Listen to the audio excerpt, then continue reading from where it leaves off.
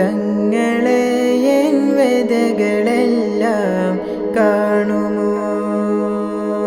തിങ്കളെ N മോഹമെല്ലാം കേൾക്കുമോ?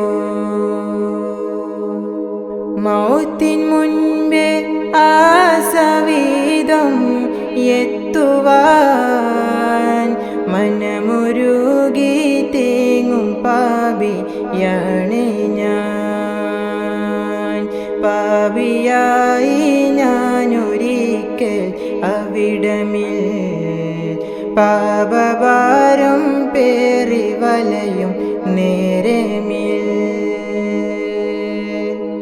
തങ്ങളെ N വ്യതകളെല്ലാം കാണുമോ?